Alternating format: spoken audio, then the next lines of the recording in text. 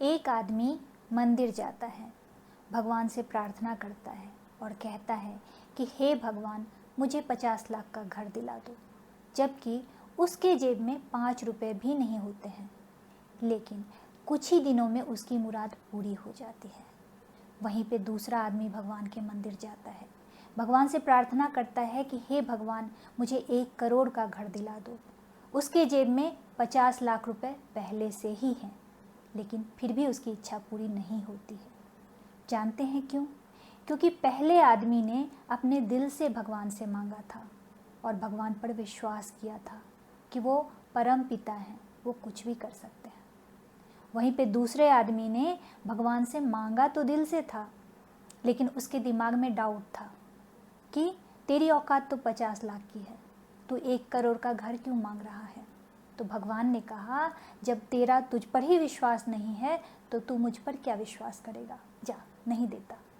जी हाँ दोस्तों, मैं हूँ कल्पना और मैं बड़े ही दिल से स्वागत करती हूँ आप सभी का मेरे इस चैनल पर। ये कहानी है एक व्यापारी की, जो कपड़ों का व्यापारी था। अपने कंधे पे कपड़ों का बैग रख के इस गांव से उस गांव, इस शहर से उस शहर बेचा करता था। एक दिन सुबह सुबह नहा धो के अपने कंधे पे कपड़े का बैग लेके वो निकला ही हुआ था, तो उसने देखा एक साधु बाबा अपने घोड़े पे सवार होके बड़े ही इत्मीनान से जा रहे हैं। उसने सोचा कि मैं एक व्यापारी हूँ, इतना बड़ा बड़ा बैग लेके चलता हूँ, मेरे पास कोई सवारी नहीं है, लेकिन इन साधु बाबा को देखो जो फकीर हैं, इनको घोड़े की क्या ज़रूरत है। खैर, उसने आवाज़ दी, ओ बाबा, ओ साधु बाबा, मैं एक व्यापारी हूँ, मुझे इस गांव से दूसरे गांव कपड़ा बेचने जाना है, जो यहाँ से 3 किलोमीटर है। क्या आप अपने घोड़े पे मुझे वहाँ तक छोड़ देंगे? साधु बाबा जो थे वो थोड़े दयालु थे। उन्होंने कहा, आ जाओ, बैठ जाओ, कोई बात नहीं, मैं तुम्हें छोड़ दूंगा। वो जो व्यापारी था घोड़े पे जाके बैठ गया। थोड़ी देर तक दोनों चुप रहे। थोड़ी देर बाद दोनों में बातचीत शुरू हो गई। व्यापारी ने बाबा से पूछा कि बाबा, आप तो एक संत हैं, आप तो एक फ़कीर हैं, फिर इस घोड़े पे बैठ के क्यों जा रहे हैं? आप तो पैदल भी चल सकते हैं। संत बाबा ने कहा, हाँ वो तो ठीक है, मैं पैदल ही चलता था, लेकिन मेरे एक भक्त ने, जो बड़ा दानी है, ये घोड़ा मुझे दिया है, तो जब घोड़ा है तो क्यों पैदल चलूँ, घोड़े पर ही चल लेता हूँ। जो व्यापारी था उसने कहा, बाबा अगर आप बुरा ना माने तो मैं आपसे एक बात कहूँ? साधु बाबा ने कहा, हाँ कहो। व्यापारी ने कहा कि मैं रोज़ सुबह कपड़ा बेचने इधर उधर जाया करता हूँ, मुझे इस घोड़े की आवश्यकता है। अगर ये घोड़ा आप मुझे दे देते तो मेरा बड़ा उपकार हो जाता। साधु बाबा ने कहा, बिल्कुल दे दूंगा, मुझे कोई दिक्कत नहीं है, कोई परेशानी नहीं है, ये घोड़ा मैं तुम्हें दे दूंगा, लेकिन तुम्हें मेरी एक शर्त माननी होगी। व्यापारी ने कहा, वो क्या?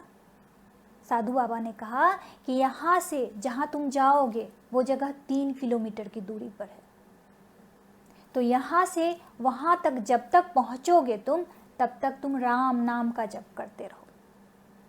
तुम्हारा ये राम नाम बोलना एक बार भी नहीं छूटना चाहिए। व्यापारी ने कहा, ठीक है, मैं राम राम करता रहूँगा, इसमें क्या दिक्कत है, कोई परेशानी नहीं, करता हूँ। व्यापारी राम राम करने लगा।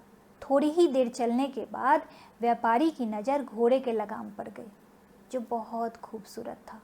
सोने और चांदी के ताड़ मढ़े हुए थे उस पर। व्यापारी ने सोचा, साधु बाबा ने तो घोड़े की बात की है, क्या ये लगाम मुझे देंगे? उसका मुंह तो राम राम कह रहा था, लेकिन उसके दिलों और दिमाग में जद्दोजहद चल रही थी कि क्या ये लगाम मुझे देंगे? क्या मैं पूछूं? क्या मैं नहीं पूछूं? फिर उसके दिमाग में आया, ये तो संत हैं, ये तो साधु हैं, क्या पता अपनी बात से पलट जाएं, कहीं मुझे घोड़ा ही ना दे तो। व्यापारी से रहा नहीं गया। उसने कहा, बाबा मैं आपसे एक बात पूछूं? साधु ने कहा, पूछो, क्या पूछना है?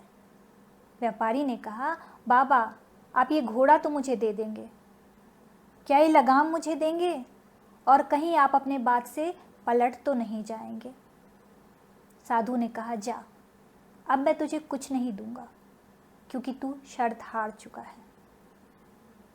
व्यापारी को अपने किए पे शर्मिंदा होना पड़ा।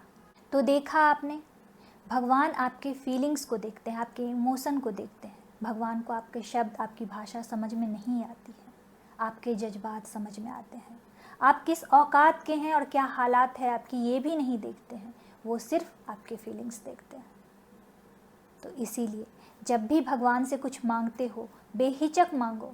1 करोड़ नहीं 10 करोड़ मांगो, लेकिन दिल में ये विश्वास रखो कि वो ऊपर वाला है, वो पूरी करेगा ज़रूर। लेकिन जैसे ही अपने दिमाग को लाओगे इस बीच में, तो वो कहेगा जा, नहीं करता। इसीलिए भगवान पर विश्वास रखो, आस्था रखो, श्रद्धा रखो, डाउट नहीं। आशा करती हूँ कि मेरी ये कहानी आप लोगों को अच्छी लगी होगी, और अगर आप मेरे चैनल पर नए हैं तो मेरे चैनल को सब्सक्राइब कर लीजिए, वीडियो को लाइक कर दीजिए और कमेंट में जाके सत्यमेव जयते लिख सकते हैं। चलिए अब आप सबसे विदा लेती हूँ। जाने से पहले फिर से वही बात दोहराना चाहूँगी कि हर नामुमकिन मोड़ से गुजर के जाना है, हौसलों से कह दो मंजिल खुद बनाना है।